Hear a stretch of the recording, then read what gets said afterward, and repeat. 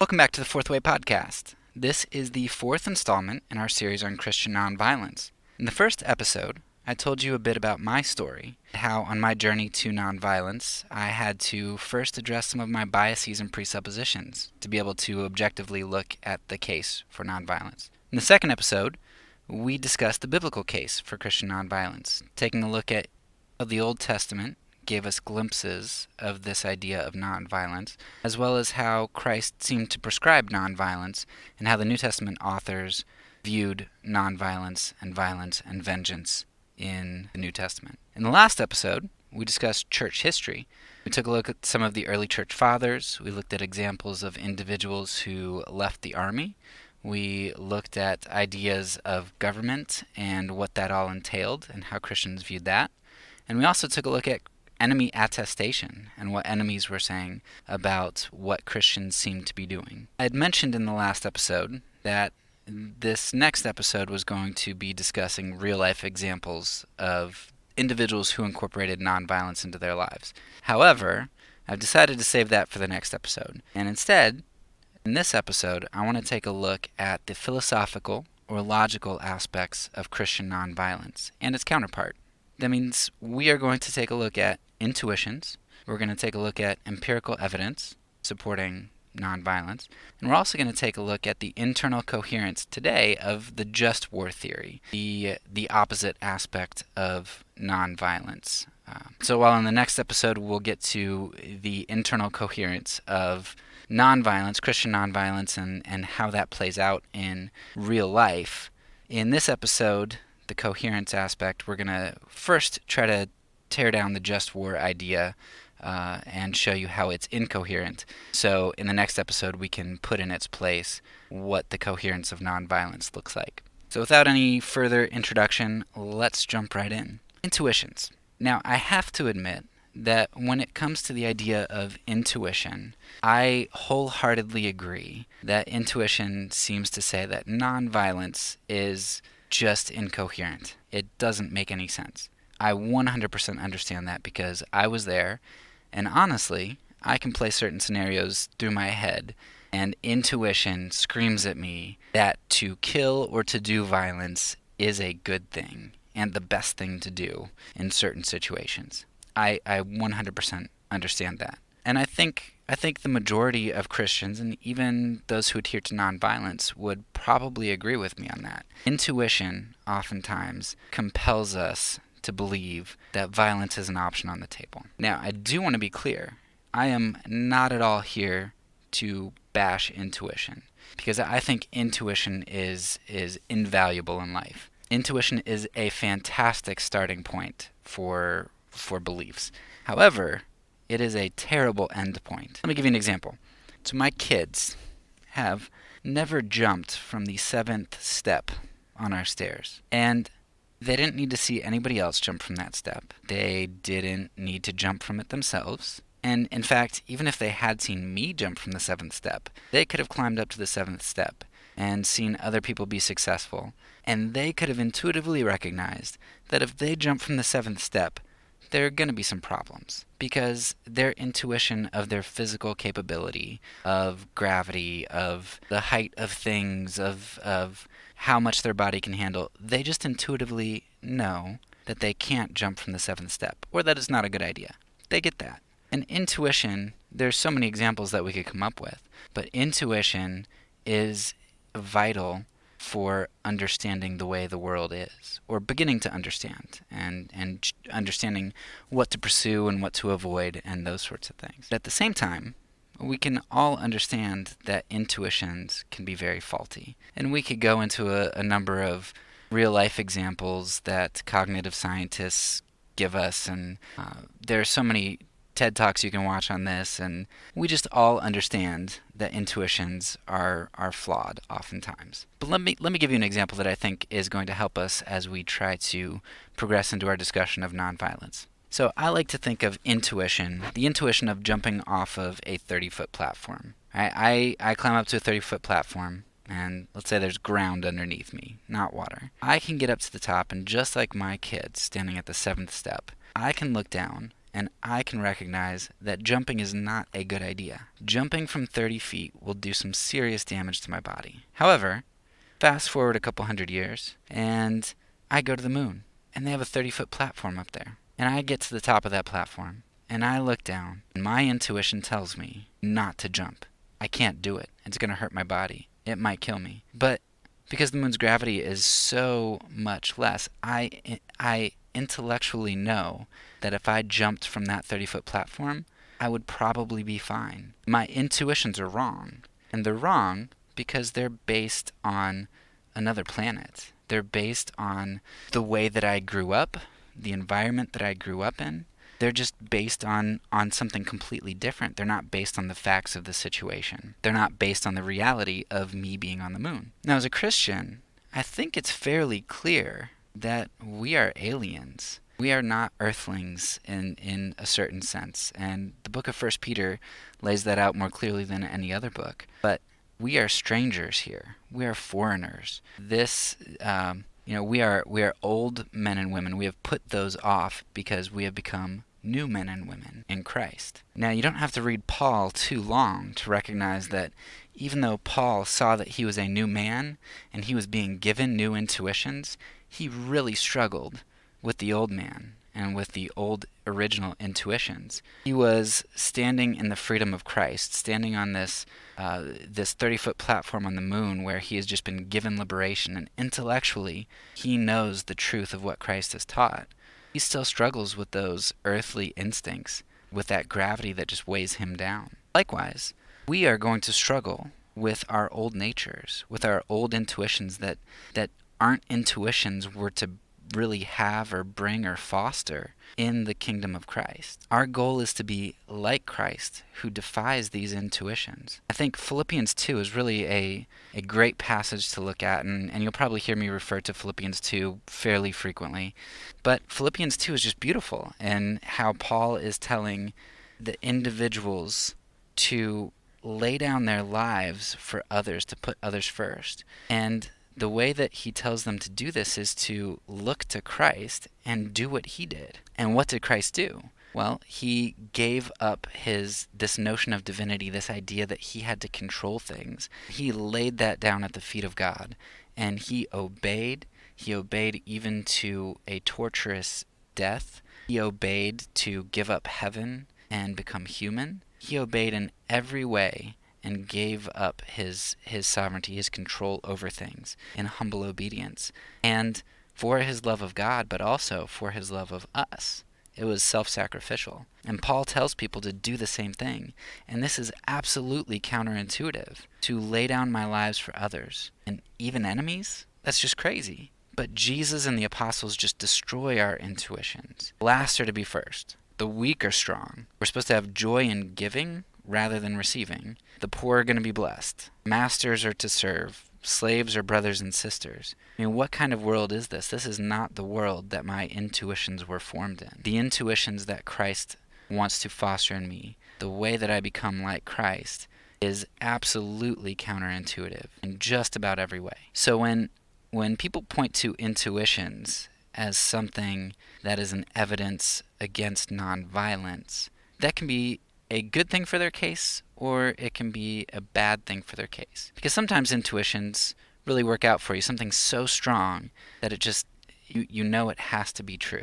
And there are other times where something is so strong that you, as a Christian, you just know that it has to be wrong in some weird way. When that strong intuition is a self-centered intuition. It's intuition about self-preservation. Whenever there's this just extreme worry about the self and this self focus, most of the time those extreme intuitions tend to be intuitions that aren't great in terms of kingdom-mindedness. So yes, intuition's great, but we have to remember that Christianity is often counterintuitive.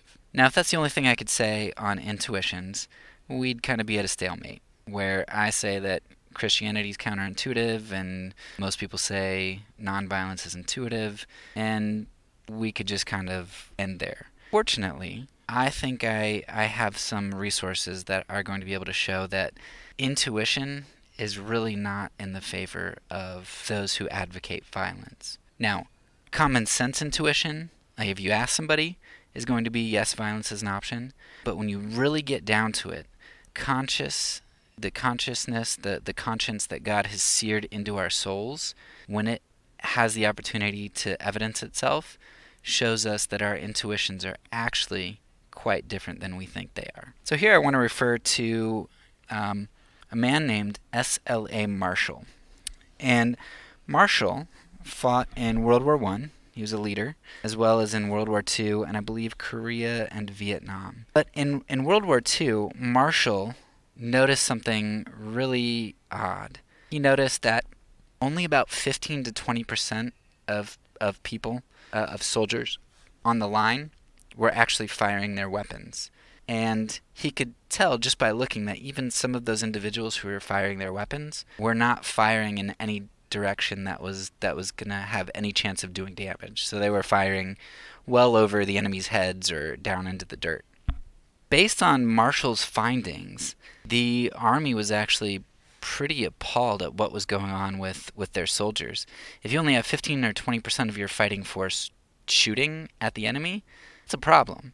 Right? Think about how much better you could do if you got everybody, or even 90% of people, to fire. And so, because of Marshall's research, the Army actually implemented a lot of behavioristic sorts of things, like they changed the circular targets in their practices to human silhouettes. They incorporated, like, in their drill sergeants began to say all these terrible things when they would be marching, talking about killing, raping, pillaging, just these things that were just meant to desensitize men to violence and to killing. It was really meant to create a distance between them and the enemy, so that when they saw the enemy, they didn't really see a human being. They saw just a target. And because of Marshall's research and the Army's implementation of behavioristic processes, in Korea, the firing rate went up to about 50 to 60%, and then in Vietnam, we saw 90 to 95% of U.S. soldiers shooting to kill. You really see this come out in a book called On Killing. And the book references Marshall's study, but it goes far more into just this idea of killing. It goes back further, and it also incorporates a lot of anecdotes from soldiers who recount their experiences. So the book On Killing begins kind of with the Napoleonic era, and based on some of the tests that the Prussians were doing, they'd line their regiments up at 75 yards, and they'd shoot a target that was 6 feet high and the width of another enemy regiment, and they had all their people just fire at it. And so you get a certain hit rate of, like, kill a couple hundred people, 500 people a minute or something like that. And okay, but when you start to go look at the numbers of deaths in battles due to infantry fire, across the board in most battles, you really only see a handful of people dying per minute. And that doesn't make any sense. 500 people a minute versus 2 people a minute is significantly different. So the author of On Killing goes into discussing a lot of these pieces of evidence and findings that go to show that Marshall's discovery in World War II is really something that people have kind of known has been going on since Napoleon. One other example of the many is that at Gettysburg, they found tens of thousands of multi-loaded weapons. Now, we're not just talking about a soldier in the heat of battle forgets that he already loaded his weapon and loads it again, but we're talking about some weapons that have in the double digits of loads into their weapons, where people would literally load to look like they're going through the process of firing and reloading, but they would just load, pull up the gun, and act like they fired, put it back down, load. You had people who just would refuse to fire, but not overtly, because if you don't at least act like you're loading and somebody sees you, that might be a problem for your commanding officer. So the author goes into many, many, many examples of how the kill rates just are not even close to what they should be. from infantry fire. He goes into to some certain anecdotes, which are more sparse for the Napoleonic era. But he goes into the multi-loaded weapons from Gettysburg. He just explores so many things that seem to show, hey, there's an issue here. And he doesn't really say exactly what that is yet.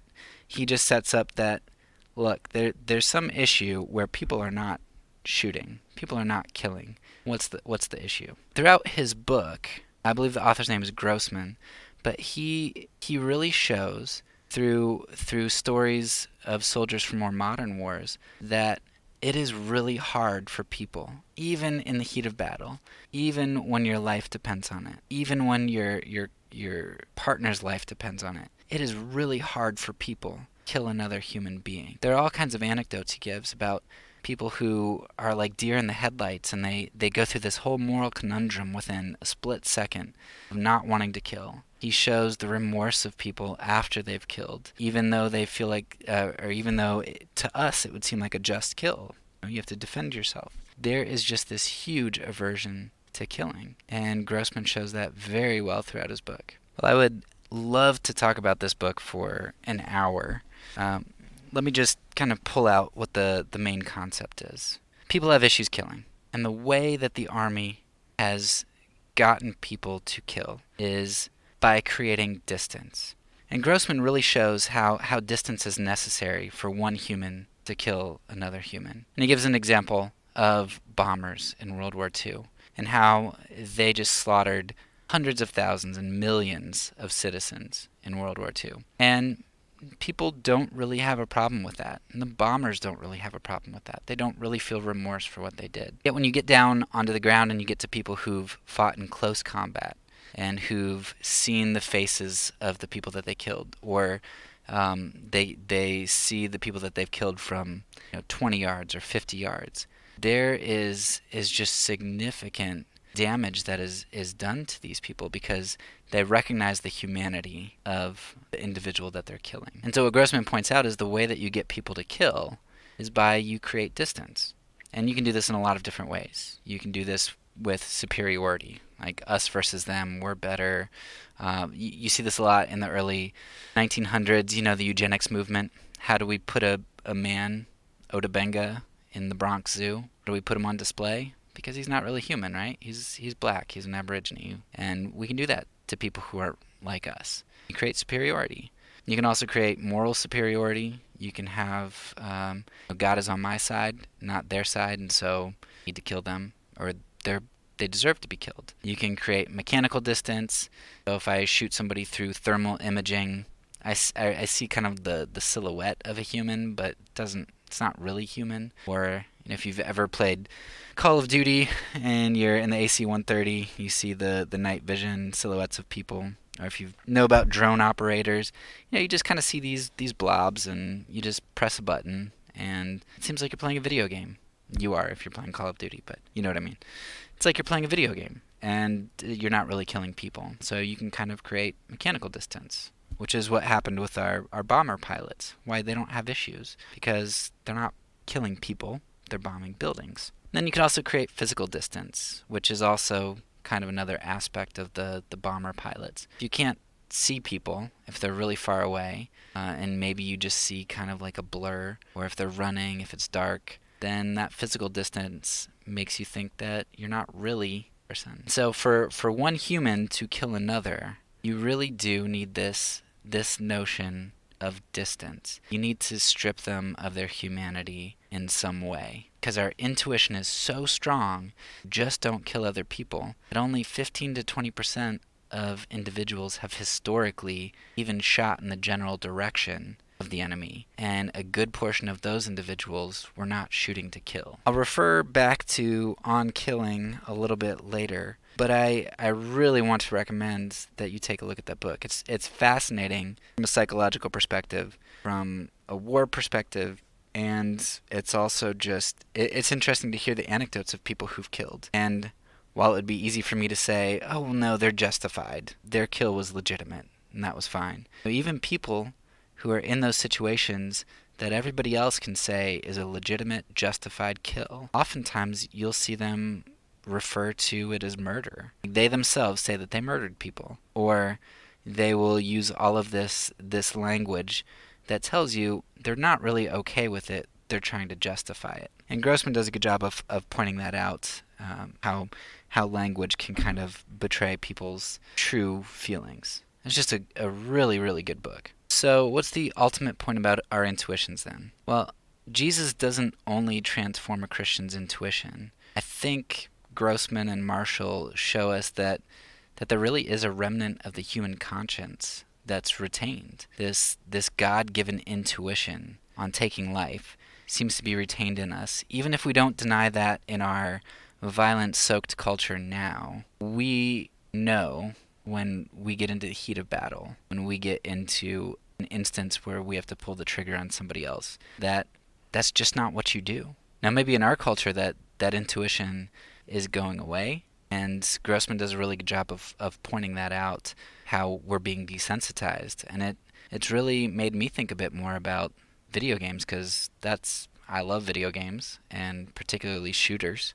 And so he talks about that desensitization and what the Army does, and how that's occurring in our culture. So I don't know that we've retained that God-given intuition to the same extent, but Grossman does a good job of showing how historically we have retained that. All right, intuitions seem to be on the side of nonviolence, because not only is nonviolence this counter-intuition to this approval of violence, which is self-focused and which has to see another human being as lesser, and which is willing to do harm and evil to another for one's own preservation. And not only do we see this play out in studies like Marshall's and Grossman's. Now I want to turn to the more empirical evidence of the positive nature of how nonviolence has influenced the world. Now I have to highlight here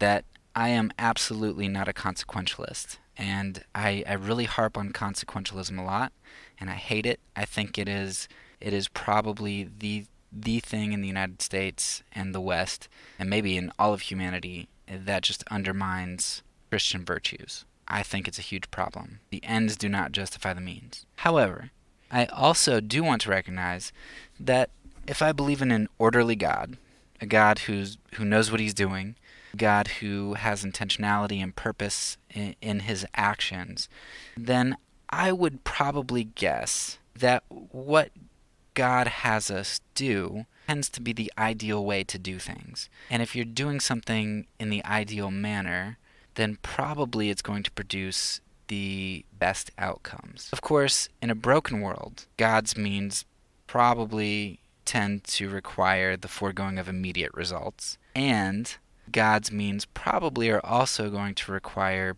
pretty great sacrifice. And I think you see that with nonviolence. You take a look at something like the civil rights movement, and you have a lot of sacrifice for a lot of years. But you see that it's ultimately not the Civil War that really resolves things, but it's the nonviolent movement that seeks reparation and love. Now, I don't want to discount Civil War at all, and that it did nothing, and I really don't know how to weigh all of those factors and figure things out. I don't know what would have happened if we had somebody like King without first having the Civil War. I just don't know. But I can probably give you a pretty good idea, empirically. So research has gone a long way into proving that nonviolence might not only work sometimes, but it might actually provide the best chance at lasting transformation. Those are some keywords there, right? Lasting transformation. In a book/long article called Why Civil Resistance Works, the authors go through tons and tons and tons of violent and nonviolent movements over the past several decades. Probably, I don't remember exactly, but maybe 50, maybe 100 years. I don't remember. But they show that over that time period, nonviolent movements are more than twice as likely to have full success as violent movement. And I believe it's like 70% to 40% success rate if you count partial success as well. Lasting transformation. So just about twice the positive results for nonviolence versus violence. Now, a couple things to note. The authors obviously aren't looking at, individual examples of like home defense and such.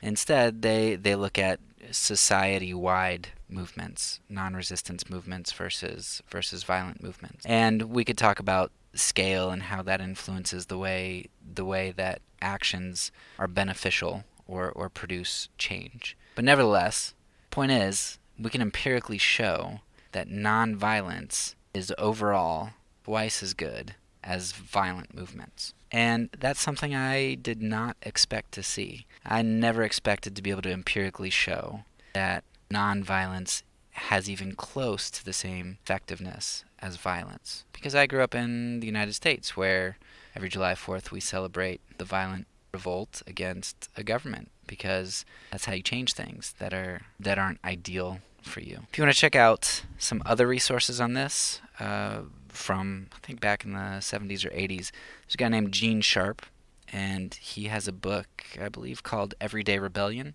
And he's got a series of books that deal with nonviolence and its effectiveness, and how it really deals with power structures. It's very insightful. And I think Sharp's book is particularly helpful for people who think that nonviolence is passivity and not doing anything. Sharp really does a good job of showing you how nonviolence actually is still attacking power structures, but in a different way, and actually in a more meaningful way. Because rather than dealing with symptoms, you deal with causes, and rather than create more harm and more violence and more enemies, you are working for restoration and understanding. And Sharp does I would say that if you read Why Civil Resistance Works and just see the evidence for yourself, and then take a look at Sharp's book to try to figure out why in the world is this evidence so counterintuitive to the way that I would have thought the world works. Of course, I would argue that it's counterintuitive because it's God's way and it's self-sacrificial, but take a look for yourself. As kind of a part two to the empirical evidence, I want to jump back into the On Killing book and just throw in something that I thought was really interesting. And this, I kind of questioned whether or not I wanted to put this in here, because I don't know that it necessarily proves much about nonviolence. But since this is a cumulative case that I'm trying to make, I thought it might just be an added straw that might eventually break the camel's back for you. So Grossman talks a little bit about how in World War II we had this bombing campaign on both sides, the Axis and the Allies, and people were implementing bombing of civilians, bombing of cities. And they said there were some military targets around, but we know that that's not really what was going on. And especially from our side, two nuclear bombs and then all the fire bombings that we did, we definitely were aiming for civilians. And we pummeled some of these places. And I know London and some other places were also pummeled by the Axis. But part of the reason that we pummeled civilian locations was because we wanted to dishearten them. We wanted to discourage them. And literally, according to Grossman here, we wanted to drive them insane. Because in World War I, there was this huge problem of shell shock and people coming from the front lines who were just going insane. Insanity and psychoses abounded in World War I. And we wanted to do that to the civilian populations of our enemies, and they wanted to do that to us, because if your civilian population can't make ammo, then you're not going to be able to shoot at us. So we bombed and bombed and bombed, and we used all kinds of bombings, and the worst was the fire bombings, and we'll get to that a bit later. But what was really interesting about this is that researchers after the war discovered that civilians had maybe only a slightly increased risk of psychoses as before. So mental disorders that you might expect to occur from these stressors were really only slightly increased in civilian populations that had experienced this continuous bombing. And it was also interesting because other groups of individuals that you would expect would have a higher risk for mental problems, like POWs and medics who often are not really firing at the enemy, but have this huge burden of trying to save lives and running across the battlefield up to the front where people have gotten shot, and just this insane responsibility and vulnerability. You'd expect there to be issues in those groups of people, but there's really no statistically significant increase in those groups compared to the normal soldier. And Grossman argues that the combat soldiers, the only thing different between the combat soldiers who are experiencing the horrors of wars and the medics and POWs and the civilians being bombarded, the only difference is that for the combat soldier, they had this added weight on them where this weight that they have killed other people, or that they were willing to kill other people and they were in a position to be killing. And they had to be thinking about that and viewing other people as inhuman. So the thing that ups your chance for psychosis is not necessarily the trauma you experience, though trauma is certainly a part of, but what seems to be the factor that skyrockets psychosis is being put in a position where you have to face the choice to kill. And Grossman also mentions where you feel this animosity of other people who are viewing you as inhuman and trying to specifically kill you too. So empirically, it seems like this notion of killing, even justified killing, right? You're killing for your government. There you go, Romans 13. You're killing in a justified fashion these other people who are trying to kill you, fighting the Axis powers. You're fighting countries who've invaded other countries and oppressed people. So you, even in this situation, the factor that increases your chance for psychoses is being put in a position to view other humans as not human so you can kill them. Obviously, I've simplified Grossman's argument and evidence significantly here. I highly recommend you check out the book On Killing. And interestingly, Grossman is not a Christian as far as I can tell.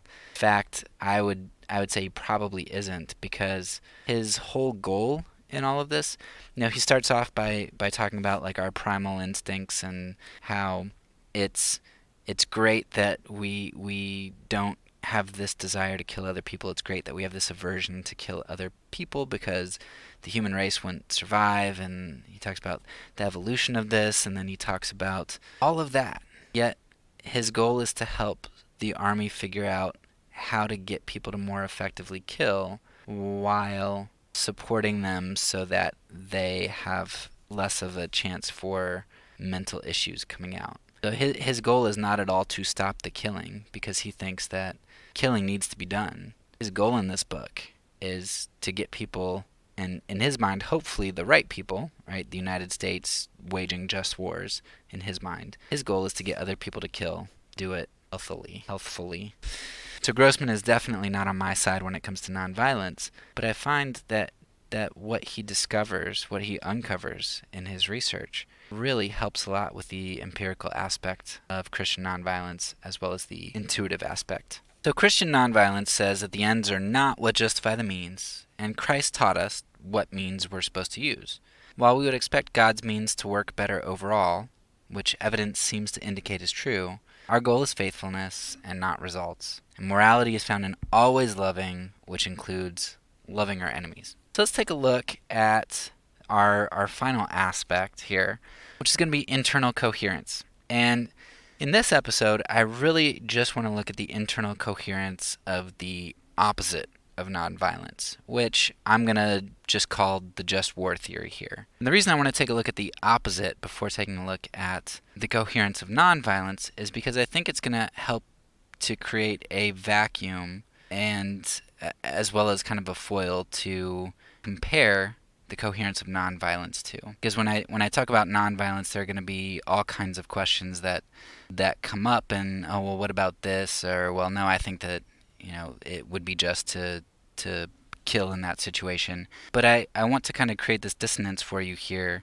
where you recognize that we need a coherent theory of nonviolence because the theory of a just war is incoherent. There's a huge hole here, and I want to create the hole for you in this episode, and then in the next episode try to fill it with what nonviolence looks like in real life and how that's coherent. So let's talk about just war, the just war tradition. What exactly is a just war? Well, there seem to be six pretty agreed upon aspects of what a just war entails. One of those is pretty new, and I'll save that one for last. But the first five have been around for most of the time. So the first one is there has to be a legitimate authority. And really, without a legitimate authority, pretty much everything else breaks down because having the authority to kill is this umbrella justification needed for all of the other ones. And some Christians try to argue that you have the authority in your own home to kill an intruder, and they try to argue all these aspects of authority. But really, at least from the New Testament, the only legitimate authority that seems to be given the sword is going to be Romans 13. Which shows us the government. The government has the right to bear the sword. We will talk a lot more about Romans 13 in its own episode. Some people are going to extend that and say, well, if the government tells me I can shoot an intruder in my home, then I'm an arm of the government. You get into all kinds of arguments like that. But just know that without a legitimate authority, you don't have just war. You can argue about what a legitimate authority is, but you need it. Second aspect is a just cause. So what is a just cause? Well, that's a great question.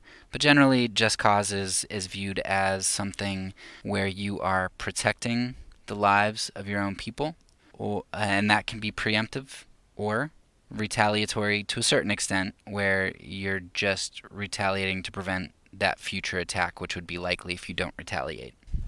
Well, we could argue all day long about what a just cause would be. People are always going to find ways to justify doing something that they want to do.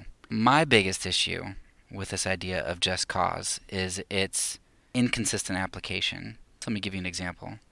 We go into, let's say, Iraq invades Kuwait, and we decide to go over there and intervene. Should Iraq have invaded? Were they killing people? Were they doing things that they shouldn't have that were immoral and terrible? Probably. I don't really know that much history about it. And we intervened. Okay. So we want to say that that's a just cause. Great. All right. There's a good standard for you. You have a country that's invading another country, and that is killing innocent people. Good. Well, now we end up having these other countries, like let's say Rwanda, or generally you see these in Africa, let's say the Congo, whatever. You have these other countries where you've got these genocides and these terrible, horrendous atrocities occurring. Probably Myanmar, North Korea, wherever else. But let's stick with the African countries, which don't have much recourse. They can't theoretically nuke us back. So you can't argue that we're just not invading them for our own well-being. Let's take an African country like Rwanda. You have a terrible atrocity going on there, and you don't do anything about it. Why? Why with Iraq, and why not with Rwanda? Because if Iraq was a just cause, surely some of these other countries where you have genocides and atrocities going on would be places where we should get involved. So why Iraq and not these other African countries? Well, because there's some interest that we have in Iraq that we don't have in some of these other countries. And that's probably my biggest issue with just cause. If we want to say that there's a just cause, that if there is something that warrants us going in to protect other people for the moral good, and we apply that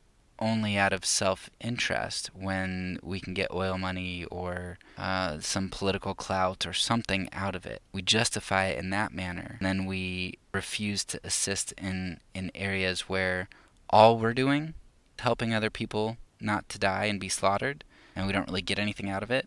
Then that seems like an immoral application of the just cause. So I'm off for just war theorists wanting to talk about just cause, but then show me how in the world you're consistently applying that. And I haven't seen that yet. Ultimately, that's because it seems to me like just war theory is often a cover for national prosperity and self-interest as opposed to doing the moral good. The third aspect of just war would be proportionality.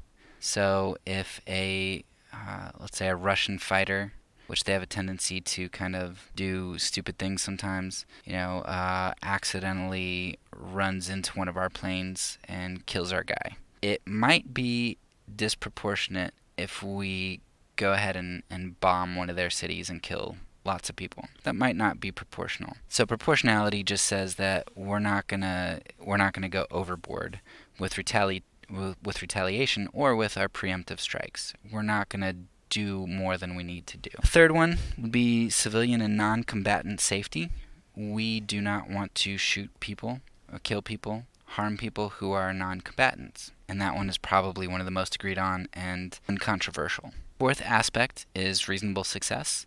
There has to be a chance of success for me to engage the enemy, for me to declare war. And that's because if I throw all of our troops at an enemy, knowing that they're all going to die, and we're not going to accomplish the moral good, and the evil person is going to win and implement their evil agenda anyway, then I might as well lessen the evil done by limiting the amount of deaths and choosing not to go to war, but to just surrender. So there has to be reasonable success for me to choose to engage in violence. And finally, the newer one, this idea of just peace. And just peace is one that says if we're going to fight a war, if we're truly concerned about morality and justice and we want to make things right and we don't want to see future wars, so take World War I, for example, leads to World War II because of all the fracturing and the terrible conditions we gave to the losers. We need to help in rebuilding and restructuring, and we need to come alongside of the defeated, even though they were our enemies. And I think that's a fantastic one, and I think it's a step in the right direction for the just war position. And yeah, that's the newest one, something we've only kind of come to terms with recently. Okay, so knowing all of those aspects of what it means to have a just war, and we can probably apply those to just violence as well, right? We can talk about the intruder coming into your home or whatever. But if we take these ideas that you have to have this legitimate authority, there's proportionality, just cause, etc. Let's evaluate that. So I've got some questions for this position, and the first question would be, what example of a just war can you give that comes even close being just? And I'm sure some history nerd can give me some war that maybe is kind of close, but I really don't think you can. Probably not. And if you can, you probably can't give me two. Let's take the one that everybody thinks is really just the epitome of a just war, and that's World War II. And I think it was one of the worst wars ever. And why is that? Well, just cause for the we'll speak from the United States perspective here. So just cause for the United States. Did we have it? What was our reason for joining the war? Well, it wasn't to free Jews or political prisoners. We didn't really know that all of that terrible stuff was going on until we liberated people in like 45. We didn't really know what was going on. So we didn't join the war to save the Jews. We didn't join the war to help Europe because the war was going on since, I believe, 39, and we only joined a couple years later. Oh no, we didn't join to help Europe. We joined to retaliate. And I think you see this fairly clearly right when World War II starts for us. One of the first things we do is, I think it was called the Doolittle Raid, where we just went and we kind of did this symbolic bombing. It wasn't like anything super destructive to the Japanese, but we symbolically like bombed them and got close to them so that they knew that we were serious and we could reach them. We joined the war because we wanted to retaliate. We didn't need to join it for our protection. We would have joined it before Pearl Harbor. The Japanese sunk a couple of our boats, but all we would have had to do is build up our fleet and protect our coasts. There's no way we were going to get invaded. It would have been absurd for anybody to attack us especially had we built up our defenses. We did not need to attack anybody, but we did because we wanted to retaliate. Now, maybe you disagree with that, and that's fine because that's not even what I'm going to hang my hat on here. We're going to get to one later, which I think is so appalling that it would make you throw this war out as just in and of itself. All right, just authority. Yeah, sure. The United States, the government approved it. Just authority. Reasonable success? Reasonable. Yeah. The UK was about to fall had we not gotten involved, most likely, and pretty much all of mainland Europe was fallen. So success was certainly tenuous, but it was probably reasonable, I would say. Proportionality? Not at all. No way. And I'm going to lump proportionality and civilian safety in here, because the two kind of go hand in hand. And I'll use two lines of reasoning for why the proportionality was atrocious. The first one is the atomic bomb.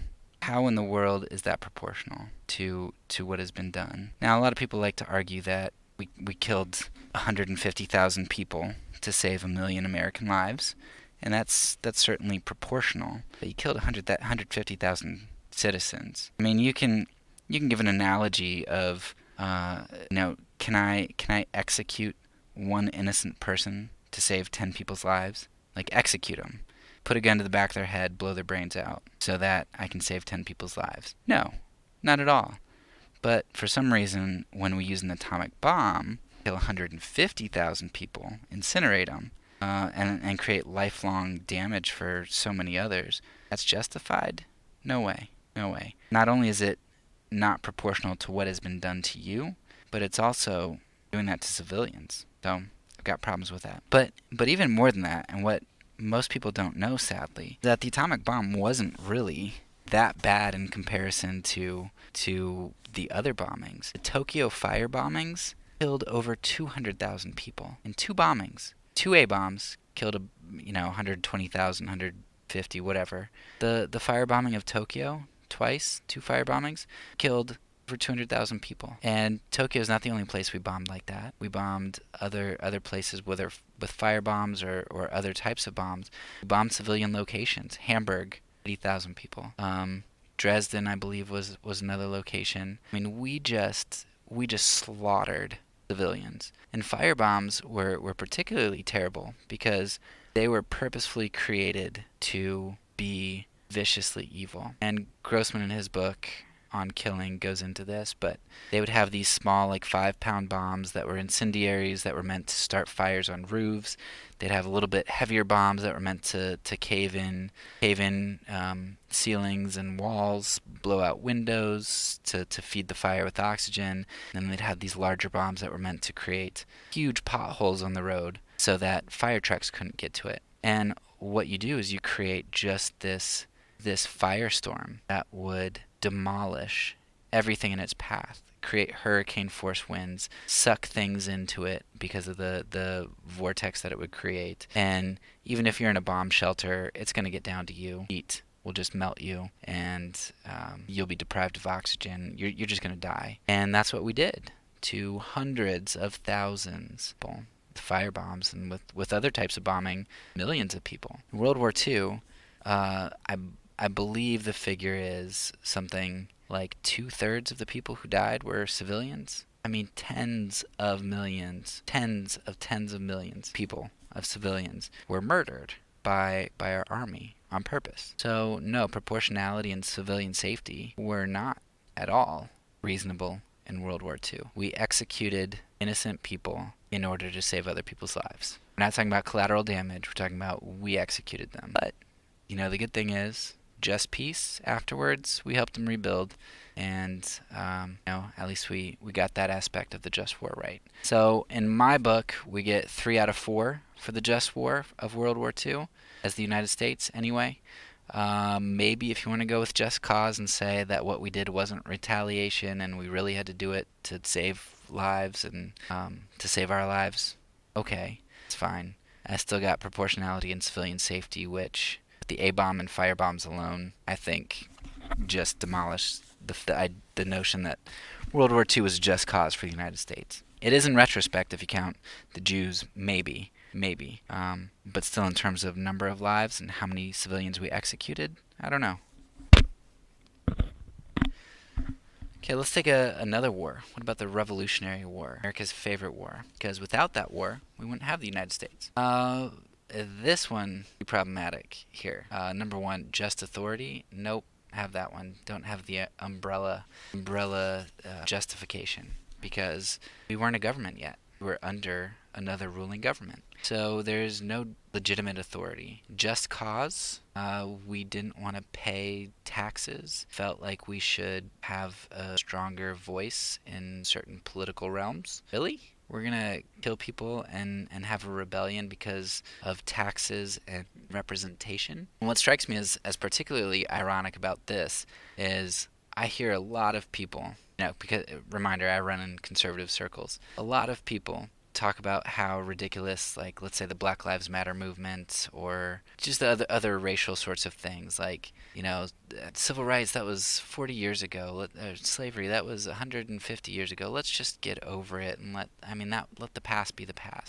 But what the black community in particular is complaining about is that they don't have fair representation in the court systems, criminal justice system, politics. They don't have fair and equal legitimate representation. Yet, when you see somebody like Malcolm X, in retrospect, especially back in the 60s, when they really didn't have representation, there really wasn't equality. You have somebody like Malcolm X who wants to do violence. Not a revolutionary, he's a terrorist. Well, what do you think the colonialists were who were trying to rebel against England, if not terrorists, and for far less reasonable issues? Taxes and representation. Malcolm X and other people in the 60s and around that era were trying to push back against segregation, inequality, maltreatment, lynchings, all those sorts of things. And even today, what certain movements, whether you agree with the Black Lives Movement with every aspect of it or not, at least part of what they're trying to voice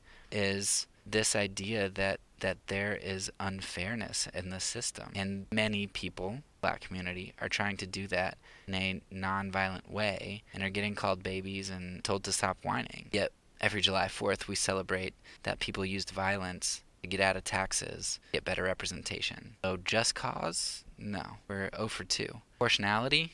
People are trying to take a little bit of your money and not listening to your voice all that much and kill them. Okay, I guess maybe the first shots fired were at us, but if you take the police shootings of today and say, well, you were resisting authority, what did you expect to happen to you?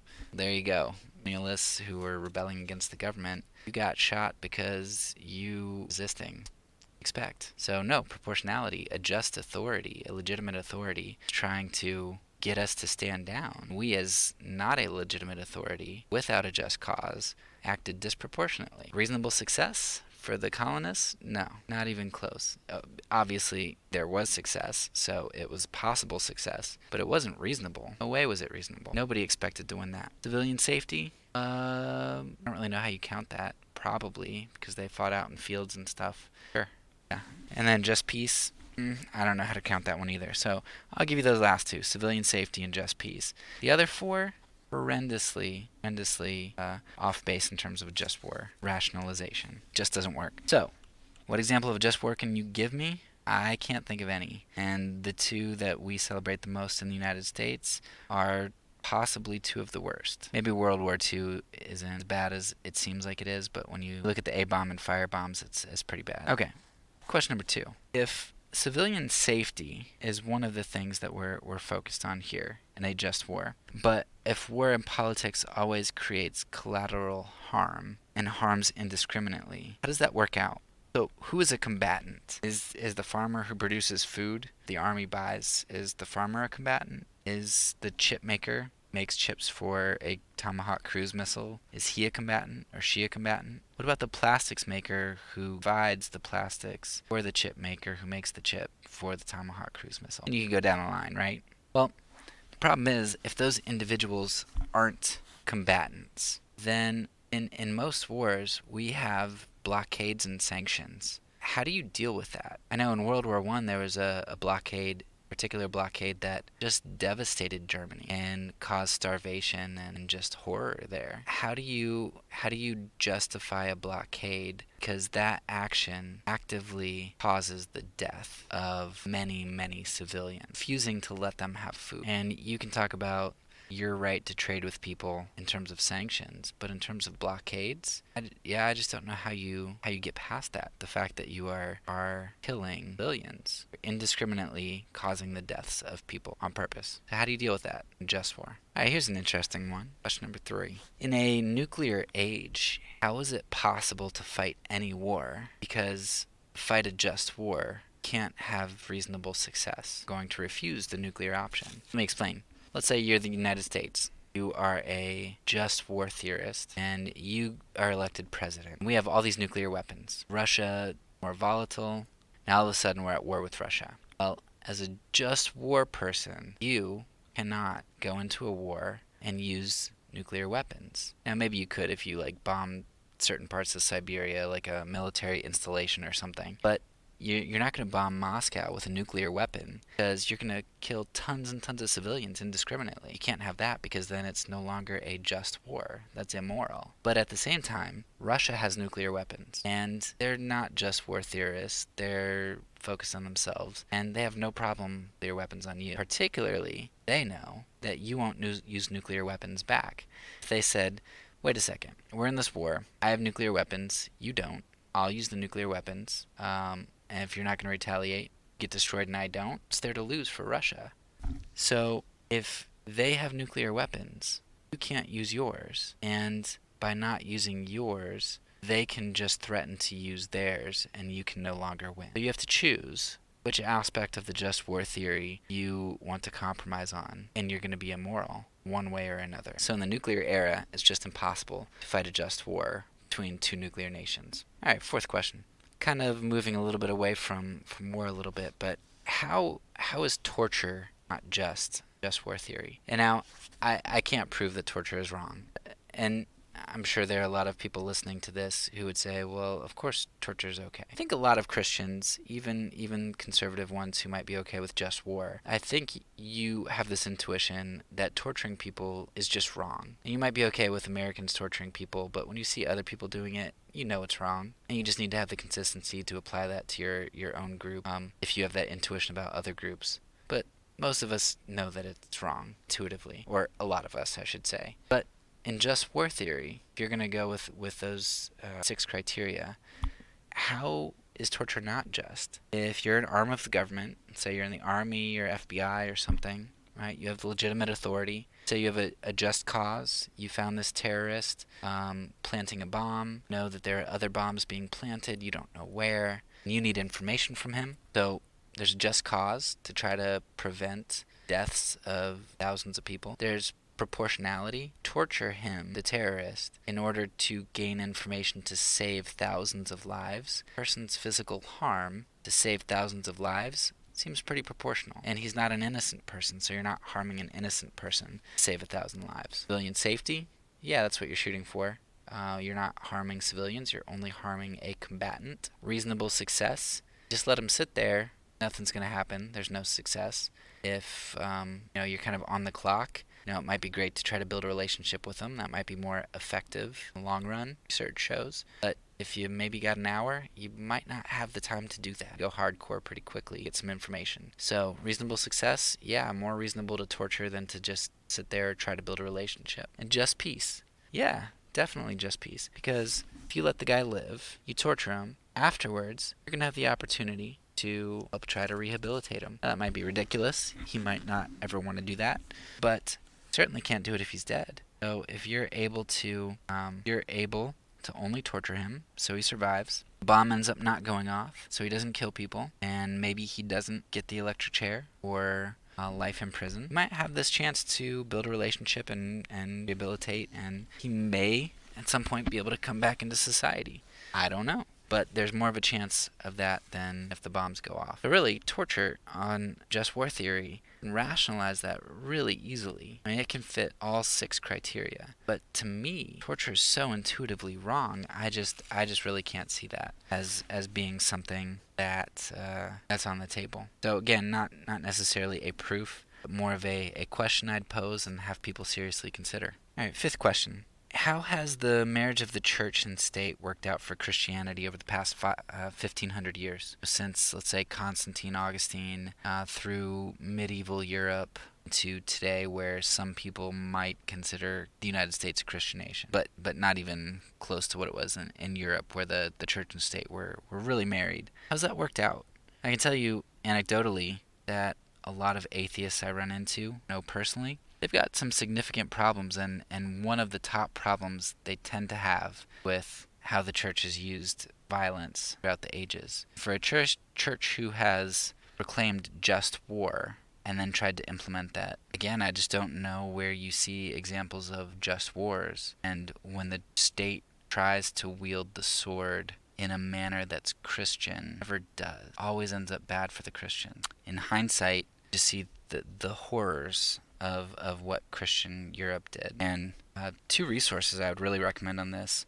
Anatomy of a Hybrid goes into a lot of how the state and church have been married and the problems that's had. And then Dan Carlin's Hardcore History, he has a good episode on torture. And it goes into things that they were doing Christian Europe at the time. And those 2 books are going to give you some insight into what the state does with the sword. The church is behind them, rationalizing things, acting as if there's such a thing as a just war or just violence. Right, question number 6. What action can cause a person to lose their right to life? What gives you the right to be the taker? I see that a lot in Grossman's book, where many soldiers really struggle with the fact that they've taken life. Even if we might look at it and say, well, no, you were justified. They just recognize that they don't have that right, that something is wrong with the taking of life, even in those circumstances which may be viewed by the outside as justified. If we believe that human beings are image bearers of God, it really begs the question, at what point does somebody stop being the image bearer of God that allows us to take their life? Last question. Is it really possible to kill your enemy in love? Because we know clearly that we're supposed to love our enemies, but really do violence to your enemy love? I'm just not sure how it's possible to fulfill the command of Christ while you're killing somebody, doing violence or torturing them. In summary, I think the just war falls short on many premises, probably starting with the first one, just a legitimate authority. Even given legitimate authority and giving violent view of Romans 13, how government can bear the sword, even given that, other justifications just fall apart any war that I can think of. On the individual level, lack of love for enemies and empirical evidence of how nonviolence works, and anecdotes of the soldiers and the empirical evidence and studies of people's intuitions and what's happened in war, I can't see how a just war theory can live up to scrutiny. It just falls apart. And Stanley Hauerwas wrote a good article about this, where he brings into question whether just war theory is coherent. And it was great because what he essentially says is that, look, everybody looks at pacifists and people who adhere to nonviolence, and they always say, you guys are idealists. Nonviolence is just this idealist, pie-in-the-sky notion that can't happen and it doesn't work. First of all, we see that it does work. We see that empirically. But secondly, what makes you think that the just war theory works? You might think that nonviolence is idealistic. And admittedly, it does seem that way on the surface. Just love your enemies, right? But when you really dig into the just war theory, you recognize that just war theory is infinitely more problematic. It doesn't hold up to the scrutiny of intuition. It doesn't hold up to the scrutiny of empiricism. And when you take a look at its criteria for being just and for upholding morality, it just isn't ever done, and in some cases it just can't be done. So in my book, just war theory is incoherent. It leaves this gaping hole, doesn't work, doesn't make sense. We need a better explanation. That explanation is nonviolence, and I'm going to give you some examples of what it looks like in the next episode. So peace, as I'm a pacifist, when I say it, I mean it.